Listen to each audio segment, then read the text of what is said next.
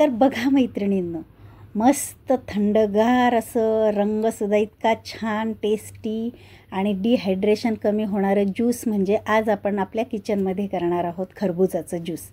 अगदी बाजारातून आणल्यासुद्धा आपण लगेच अगदी सोप्या पद्धतीने कमी वेळात आपण हा ज्यूस बनवू शकतो.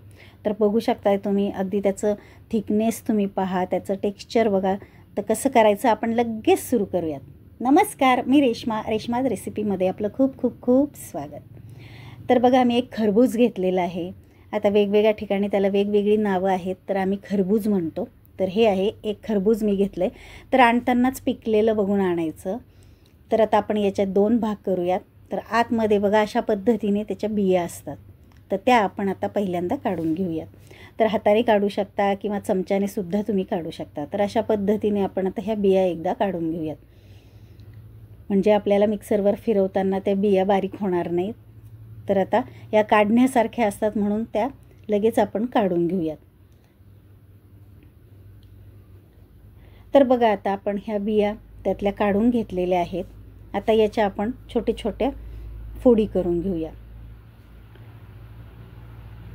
म्हणजे आपल्याला छोटे छोटे त्याचे तुकडे करायला सोपे जातील. तर अशा पद्धतीने आपण आता त्याचे काप करून घेऊयात. आणि आता त्याची जी साल आहे ती काढून घ्यायची. जेवढं जास्त पिकलेलं तुम्ही आणाल तेवढं मऊ आणि अगदी टेस्टी गोड असतं हे. त्यामुळे कडक बघून आणू नका, थोडंसं पिकलेलं आणा. त्याचा रंग पण खूप छान असतो आणि टेस्टसुद्धा खूप मस्त असते. तर आता अशा पद्धतीने आपण ज्या फोडी केल्यात त्याच्याही आपण आता थोड्याशा बारीक फोडी करायच्यात, म्हणजे मिक्सरमध्ये अगदी लगेच ज्यूस होतो. तर बघा, आता तुम्ही जर बाजारातून जर हे कलिंगड आणि किंवा हे खरबूज जर आणलं, तर आणल्यानंतर फ्रीजमध्ये तुम्ही ठेवू नका. आणल्या थंड पाण्यामध्ये ठेवा आणि ज्यावेळेस तुम्हाला ज्यूस बनवायचा आहे किंवा खायचं आहे त्यावेळेसच तुम्ही लगेच ते काढून कापू शकता. तर आता बघा, याच्या आपण बारीक बारीक फोडी केलेल्या आहेत. तर अतिशय टेस्टी लागतं. बऱ्याच जणांना आवडतंच, कुणाला आवडत नाही असं नाही. याची फोडी नुसतंसुद्धा खाल्लं तरीसुद्धा छान लागतं, ज्यूस केलासुद्धा तरी पण मस्त लागतो. आता आपण मिक्सरचं बघा ज्यूसचं भांडं घेतलेलं आहे. आता त्यामध्ये सगळ्या ह्या फोडी टाकायच्यात आपण. तर आता हे जर खूप गोड असेल, तुम्हाला जर साखर त्यामध्ये आवडत नसेल किंवा नुसतं जर फळाचाच या ज्यूस आवडत असेल तर साखर नाही टाकली तरी चालेल, किंवा मग जर फिक्का असेल तर तुम्ही साखर टाकू शकता. तर आता हे मीडियम गोड आहे, तर मी 3 चमचे साखर टाकलेली आहे त्यामध्ये आणि अर्धा ग्लास पाणी टाकायचं आहे. जास्त दाटसर पण नको, पिता येण्यासारखं ठेवायचं आहे म्हटल्यानंतर तुम्ही आता जसं तुमचं जेवढं तुम्ही घेतलेलं आहे खरबूज त्या पद्धतीने तुम्ही तेवढ्या अंदाजानुसार पाणी टाकू शकता. आणि आता हे मिक्सरवर आपण आता फिरवून घेऊयात. तर चांगलं भरपूर असं फिरवून घ्यायचं आहे. जेवढं जर कडक असेल तर त्यातल्या ज्या कडक जो भाग असतो फोडींचा तर तो राहतो. तर बघा, आता हे असं फिरवून घेतलेलं आहे.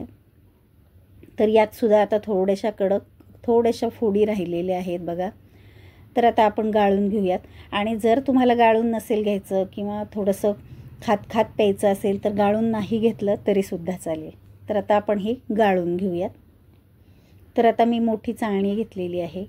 आता हे चमच्याने हलवून आपण गाळून घेऊयात, म्हणजे वर हे जो कडक भाग आहे खरबुजाचा तो वर राहील आणि मस्त असा स्मूथ असा ज्यूस आपल्याला मिळेल.